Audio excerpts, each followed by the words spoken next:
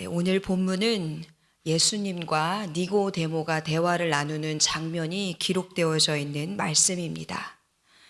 본문 첫 구절부터 보시면 니고데모에 대해서 성경은 먼저 그의 신분을 자세히 소개해 주고 있는 것을 볼 수 있습니다. 첫 번째 구절에 보시면 바리새인이고 유대인의 지도자라고 나와 있습니다. 그리고 예수님은 그에게 뭐라고 이야기하셨냐면 이스라엘의 선생이다라고 8절에 말씀하고 있습니다. 그는 이 9절에서 볼 수 있듯이 율법에 정통한 자였고 그리고 세속적인 권세와 명예도 소유한 사람이었습니다.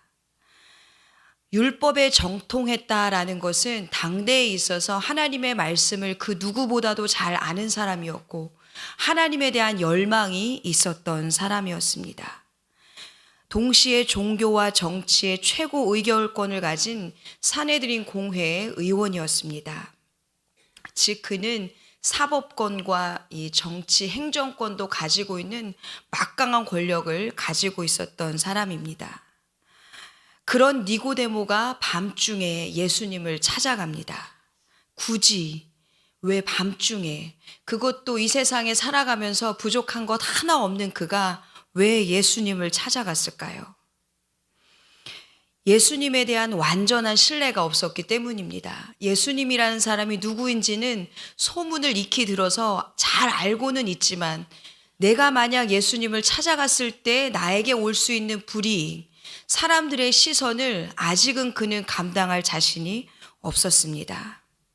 그렇게 모든 것을 다 가진 그가, 세상 부러울 것 없는 그가 밤중에 예수님을 찾아갔다라는 것은 그는 율법을 잘 알고 있었던 자였고 구약 성경에 능통한 자였습니다. 그리고 언젠가 하나님께서 우리에게 메시아를 보내주실 것인데 그가 혹시 우리가 기다리고 있는 메시아가 아닐까? 이러한 진리에 대한 목마름과 갈증으로 예수님을 찾아갔습니다.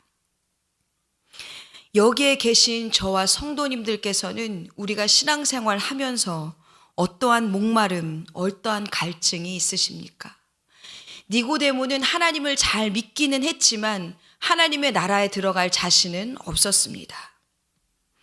니고데모는 그래서 예수님을 향해 랍비라고 지칭할 만큼 그 당시에 있어서 최고의 극존칭을 예수님을 향해 이야기하고 있습니다. 니고데모의 질문, 그 질문의 핵심은 어떻게 하면 내가 하나님의 나라에 들어갈 수 있습니까? 라는 것입니다. 하나님의 나라에 들어가기는 하는데 어떻게 해야, 내가 무엇을 해야 들어갈 수 있겠습니까? 라는 질문입니다. 근데 예수님은 그가 찾아왔을 때 그는 분명 외적인 아주 사람들이 부러워할 만한 그런 종교적인 지도자였고 정치적인 막강한 권력을 갖고 있었기 때문에 그러한 사람이 나를 찾아왔을 때 우리는 약간 움츠러들 수도 있지만 예수님은 그런 외적인 배경에 대해서 전혀 움츠러들지 않으셨습니다. 예수님은 그가 찾아온 분명한 이유에 대해서 확실히 정확히 파악하셨습니다. 그의 마음속에 갖고 있던 불확실함, 그리고 그 내면 안에 갖고 있었던 불안함에 대해서 정확하게 파악하시고 아주 짧게 대답하십니다. 예수님께서는 그를 향해 사람이 거듭나지 아니하면 하나님의 나라를 볼 수 없다라고 3절에 말씀하십니다. 구구절절 하나님의 나라는 어떤 곳이고 어떻게 거듭나야 하는 것인지 물론 그 뒤에 구체적으로 설명은 해주시지만 아주 간단하게 대답을 주셨습니다. 그런데 니고데모는 그 다음 반응이 이렇습니다. 어머니의 뱃속으로부터 그럼 다시 태어나야 합니까? 이렇게 질문합니다. 거듭나다라는 것은 다른 종교에는 없는 기독교에만 있는 유일한 교리이고 또 유일한 진리입니다. 다른 종교는 그 당시의 율법은 사람들에게 어떠한 의미를 갖고 있었냐면 우리가 마치 신용카드를 쓰고 어떤 포인트 카드를 쓰고 마일리지를 쌓는 것, 공덕을 쌓는 것, 그러한 것을 강조했습니다. 내가 무엇을 해야, 내가 어떻게 해야 하나님의 나라에 들어갈 수 있다. 이렇게 인식했던 것입니다. 기독교의 거듭남, 그것과는 전혀 다른 의미로 그들은 하나님의 나라를 접근했던 것입니다. 그렇지만 정확히 말해서 거듭남의 이 헬라어의 진짜 의미는 위로부터 태어남의 의미를 갖고 있습니다. 위로부터 태어나다라는 것은 하나님으로부터 오는 것인데 처음부터 다시 시작한다라는 의미입니다. 예수님이 말씀하신 거듭남이라는 것은 하늘로부터 태어난다라는 것이고, 기존에 당신이 가지고 있는 것, 니고데모 당신이 갖고 있는 그 모든 권력, 그것을 다 하나님 앞에 내려놓고 다시 처음부터 시작하십시오 라는 말씀입니다.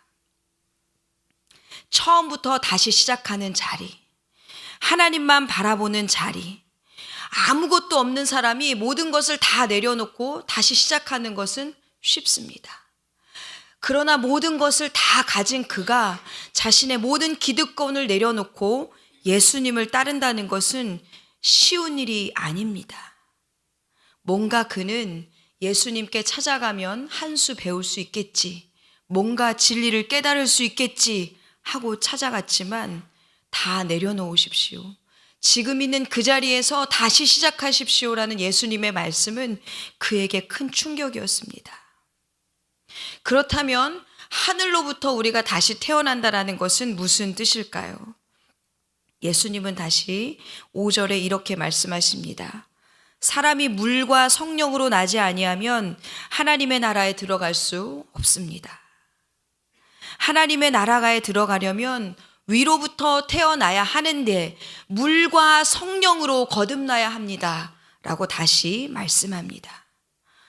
우리가 잘 알고 있듯이 물의 의미에는 죄 씻음, 세례 이러한 의미도 가지고 있지만 오늘 본문에서 말하는 물의 의미에는 또 다른 뜻이 있습니다. 여기에는 십자가의 고통을 상징할 때도 요한복음에서는 물의 의미를 나타내고 있는데요.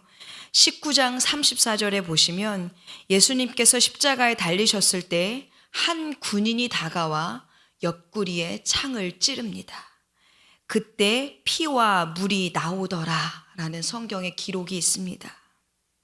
다시 말해 물로 태어난다라는 것은 예수님이 십자가에서 흘리신 그 피의 의미를 깨닫는 것을 의미합니다. 십자가의 고난을 모르는 사람이, 죄 씻음의 그 의미를 모르는 사람이 결단코 천국에 들어갈 수 없다라는 것입니다. 그리고 요한복음에 보시면 물은 또 다른 의미를 가지고 있는데 예수님이 사마리아 여인을 찾아가셨을 때 이렇게 말씀하십니다. 나를 믿는 자는 성경의 이름과 같이 그 배에서 생수의 강이 흘러나올 것이다. 생수는 한자 그대로 풀이하면 살아있는 물입니다. 살아있는 이 물의 정체는 물과 성령, 다시 말해서 이 물은 성령을 뜻하고 있습니다. 그래서 결론적으로 오늘 말씀을 정리해 보면 사람이 하나님의 나라에 들어가려면 위로부터 태어나야 하는데 성령으로 태어나야 하고 처음부터 다시 시작하는 것, 하나님으로부터 시작하는 것, 이것이 예수님 답변의 핵심입니다. 그런데 여기까지 살펴보시면 우리가 오늘 말씀을 이해하는데 큰 어려움은 없습니다. 여기까지 이해하는데 우리가 많이 하나님의 말씀을 들었기 때문에 충분히 알 수 있지만 그 다음 구절로 넘어가다 보면 잘 이해가 되지 않습니다. 니고데모의 궁금증이 완전히 해결되지 않는다라는 것입니다. 지금까지는 내가 뭘 해서 거듭날 수 있는 줄 알았는데 점수와 마일리지와 자격과 조건이 아니라 온전히 하나님의 은혜로 주어지는 것, 그것이 거듭남의 은혜입니다. 그렇다면 성령으로 태어난 사람의 정체가 그럼 무엇일까요? 성령으로 난 사람에 대해서 예수님은 본문 3장 8절에 이렇게 얘기해 주십니다. 바람이 불어옵니다. 바람이 부는데 그 바람 소리는 누구나 들을 수 있다. 어디서 왔는지, 어디로 가는지 알지 못하나니 성령으로 난 사람도 다 그러하다. 잘 한번 다시 말씀드리겠습니다. 바람이 임의로 불매 네가 그 소리는 들을 수 있다. 그런데 이 바람은 어디서 와서 어디로 향해 가는지 알지 못하는데 성령으로 난 사람들도 다 그러하다. 이해가 되십니까? 이 새벽에 아직 잠도 다 이렇게 깨지 않은 이 상황 속에서 이 말씀이 확 다가오시는지 모르겠습니다. 저는 말씀을 계속해서 읽다가 이 부분에서 좀 오랫동안 묵상을 했습니다. 성령으로 난 사람은 잘 알겠는데 바람이 불어오는데 어디서부터 왔는지 어디로 가는지도 모르고 자기 마음대로 부는데 성령으로 난 사람들은 그것을 알 수가 없다. 성령의 한 가지 특징은 원하는 대로 분다라는 것입니다. 어디서 와서 어디로 가는지 이 표현은 성령님은 분명 반드시 출발점이 있고 목적점이 있다라는 것입니다. 즉 바람 같으신 성령님은 어딘가에서 시작하여 어딘가를 향해 움직이기를 원하시고 스스로 또 그렇게 되기를 원하신다라는 것입니다. 그렇게 움직이신다라는 것입니다. 문제는 이러한 성령의 움직임에 대해서 알지 못하는 사람이 있다고 말씀하시면서 너도 알지 못한다라는 것입니다. 이것은 니고데모 스스로 자신이 그러한 사람이라는 것을 이미 증명해 보였습니다. 위로부터 난다 혹은 성령으로 난다는 개념 자체를 몰랐고 심지어 그는 성령으로 거듭난다라는 것을 내가 어머니 뱃속에 다시 들어가서 다시 태어나야 합니까? 이렇게 육적인 대답을 했던 것입니다.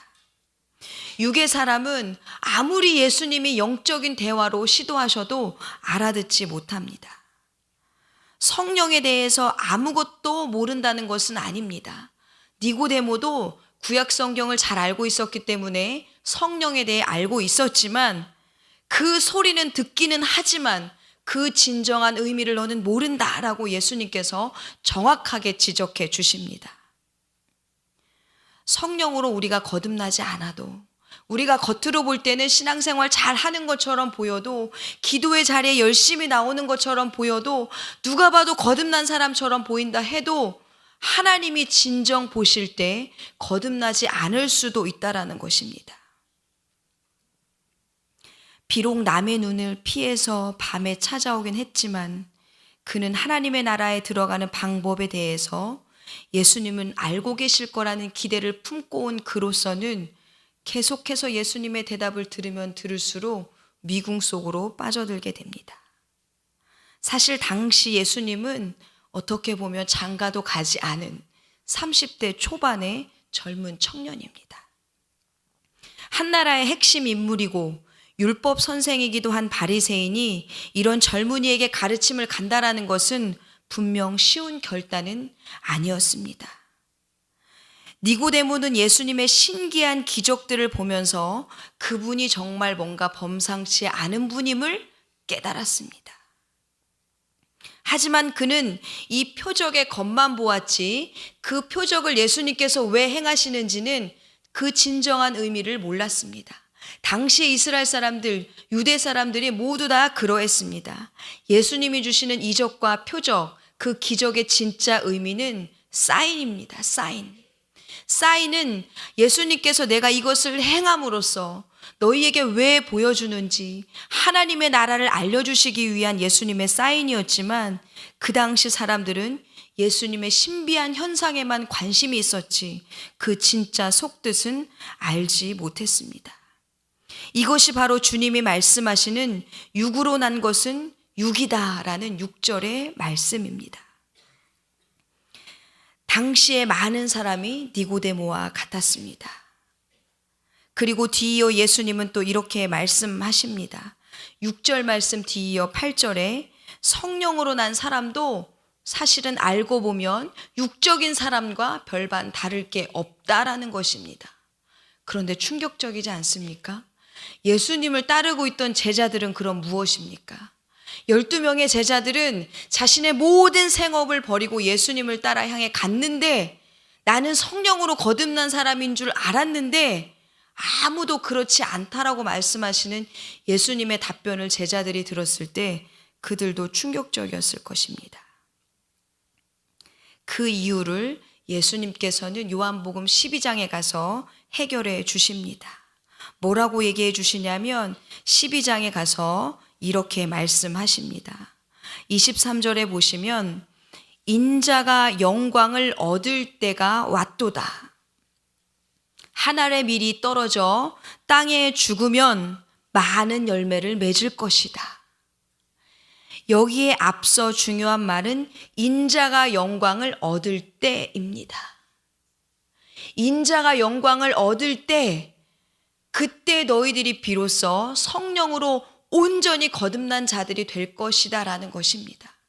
그렇다면 여러분, 인자가 영광을 얻을 때는 언제입니까? 하나님 영광 받아 주시옵소서. 예수님을 찬양합니다. 영광 받아 주시옵소서. 우리는 이렇게 기도하고 찬양합니다. 그러면 이 진정한 영광의 의미가 무엇일까요? 이 말씀은 예수님이 언제 하신 거냐면 이제 곧 십자가에서 죽으시고 다시 부활하시기 그 직전, 십자가에 달려 돌아가시기 그 직전에 하신 말씀입니다. 예수님의 영광은 바로 십자가 죽음 이후 부활, 그 이후에 온전히 이루어지는 것입니다. 예수님께서 십자가에 죽었다가 부활하는 사명을 아직은 이루지 않으셨기 때문에, 아직은 미완성의 단계이기 때문에 성령으로 난 사람들도 온전히 알지는 못한다라고 말씀하신 것입니다. 예수님이 마국간에서 태어나심, 십자가의 죽으심, 그리고 부활까지 예수님의 모든 생애가 완전히 그리고 온전하게 완성되어야만 성령의 사역이 비로소 출발하는 것입니다. 성령은 하나님이 태초에 이 천지를 지으셨을 때부터 함께 계셨지만 본격적으로 예수님께서 부활하신 후 승천하셨을 때 우리에게 보내주신 분입니다. 성령은 오직 예수님에 대해 증언하시는 분입니다. 그분은 예수님의 모든 것을 생각나고 깨닫게 해주시는 분입니다. 이런 차원에서 보면 성령이 어디서 와서 어디로 가는지 그 방향을 분명히 이야기해 줍니다. 성령은 시작도 예수님이고 끝도 예수님입니다. 예수님으로부터 출발해서 예수님으로 향하는 것이 바로 성령의 사역입니다. 사람들로 하여금 오직 예수님이 이 땅에 오신 사명과 그리고 그 목적에 대한 것만을 깨닫고 그분을 따르도록 인도해 주십니다.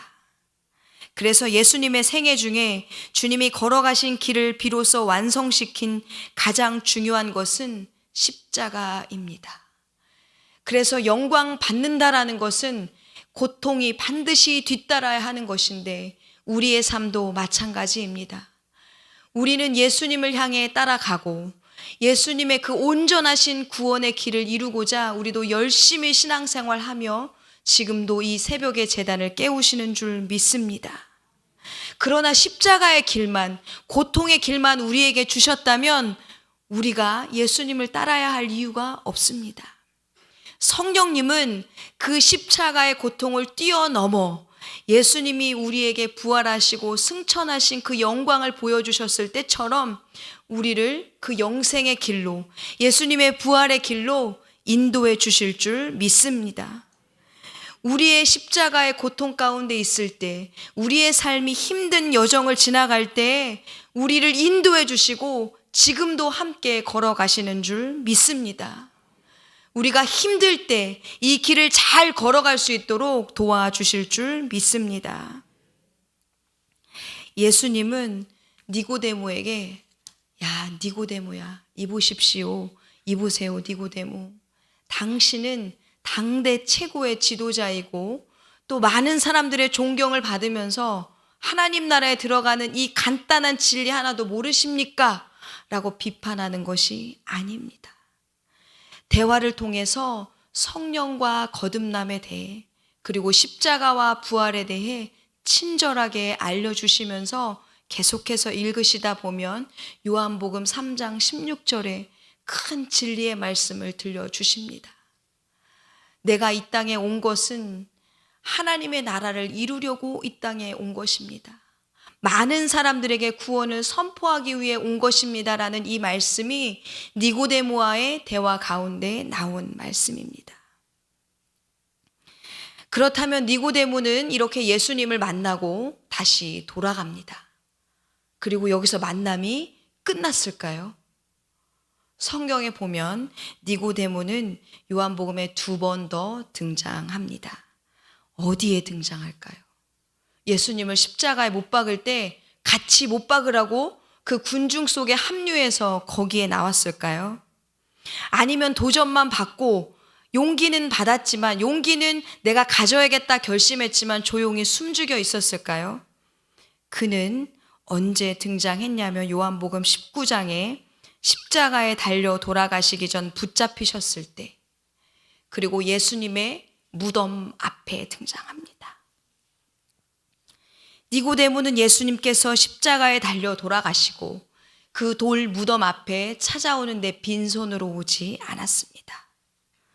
19장 39절에 보시면 모략과 침향 섞은 것을 100리트라쯤 가지고 왔다라고 기록합니다. 그런데 언뜻 보시면 이 무게가 가만히 되시는지 모르겠습니다. 이것들은 당시에 일반적으로 구할 수 있는 것도 아니었지만 무게가 약 34kg이나 된다고 합니다. 34kg면 여기 앉아 계신 분들의 몸무게 정도 되시지 않을까라고 말씀드리면 다 인정하십니까? 다 가벼우시잖아요. 34kg면 작은 어린이 하나의 무게입니다. 새벽에 생각해 보십시오. 집에서 돌무덤까지 가는 그 길이 쉬운 여정은 아니었을 것입니다. 지금처럼 차를 타고 가는 것도 아니고 이 무거운 것을 끙끙 대면서 먼 길을 걸어갔습니다. 그런데 이것을 돈으로 환산해 보면 지금의 가치로 약 2천만 원이 넘는다라고 합니다. 그것을 돈의 가치로 매겨서 니고데모의 신앙을 단정할 수는 없지만 그는 분명 도전을 받았고 깨달았고 무엇이 진리인지 가슴 깊이 알고 그것을 실천한 사람입니다. 예수님을 만나 이제는 육적인 승리가 아니라 표적만 구했던 신앙이 아니라 영적인 참 승리가 있음을 깨달았습니다. 예수님은 이렇게 말씀하십니다. 요한복음 16장 33절에 세상에서 너희가 환난을 당하나 담대하라. 내가 세상을 이기었노라 말씀하십니다. 예수님은 우리에게 진짜 승리를 알려주십니다. 니고데모가 만났던 그 예수님, 니고데모가 깨달은 그 진리, 이제는 영적인 사람이 아니라, 육의 사람이 아니라 예수님의 참 기쁜 소식을 듣고 영의 사람으로 거듭났습니다. 오늘 우리에게도 그것이 필요합니다. 그 참 진리이신 예수님을 만나셨기 때문에 그 은혜의 감격 때문에 이 자리를 지키시는 줄 믿습니다. 그래서 그 예수님을 간절히 찾으시고 만나시고 세상 가운데 담대히 우리에게 승리를 주시는 그 예수님의 기쁜 소식을 안고 오늘 하루도 담대하게 승리하시는 복된 하루가 되어지시기를 간절히 축복합니다. 또 우리의 자녀들이 어머니 아버지의 기도로, 할머니 할아버지의 기도로, 가족의 기도로 혹은 부모님의 기도로 우리의 가정에 모든 속한 이 모든 공동체 가족들이 오늘 하루 주님이 주시는 참 승리를 경험하는 복된 하루가 되실 줄 믿습니다. 이 시간 다 같이 기도하시겠습니다. 예수님, 그 성령님을 나에게도 보내주시옵소서. 깨닫게 하시고 믿어지게 하시고 보이지 않는 것을 마치 내 눈으로 보는 것처럼 믿게 하여 주시옵소서. 담대한 믿음으로 살아가게 하시고 세상을 이기는 믿음을 갖게 하여 주시옵소서. 생명의 능력, 이 놀라운 능력을 받는 그리스도인이 되게 하여 주시옵소서. 감당할 수 있는 능력을 주실 줄 믿습니다. 예수님의 이름으로 기도드립니다. 아멘. 이 시간 다 같이 은혜 받은 말씀을 생각하시면서 기도하시겠습니다. 거듭남의 은혜를 주신 예수님, 오늘 나에게도 보여주시옵소서. 보이지 않는 것을 믿는 큰 믿음을 우리에게 주시옵소서. 우리 주여 한번 크게 외치시고 우리 예수님께 나아가시겠습니다. 주여! 하나님 아버지, 오늘 우리에게 기도의 자리로 나아오게 하시니 감사합니다. 하나님 앞에 기도하며 나아갈 때 우리에게 진정 거듭남의 은혜를 허락하여 주시옵소서. 우리에게 주시는 하나님의 크신 은혜가 임하게 하여 주시옵소서. 깨닫게 하여 주시옵소서. 예수님이 영적인 대화를 우리에게 주시는데, 영으로 다가오시는데 우리의 어리석음 때문에, 우리의 육적인 아버지 하나님 어리석음 때문에 예수님의 크신 은혜를 가로막는 것은 아닌지, 예수님의 크신 은혜를 보지 못하는 것은 아닌지 깨닫게 하여 주시옵소서. 도전을 받고 거기서 끝난 것이 아니라 예수님을 다시 찾아왔던 그 니고데모처럼 아버지 하나님, 오늘 우리에게 찾아오시는 그 예수님의 음성을 듣게 하여 주시고, 예수님과 동행하게 하여 주시고, 우리를 도와주시고 우리와 함께 걸어주시는 성령님을 의지하며 살아가게 하여 주시옵소서. 우리의 모든 자녀들이, 우리의 모든 가족들이 오늘도 주님이 주시는 능력과 세상을 이기는 담대한 믿음 가운데 살아가게 하여 주실 줄 믿습니다.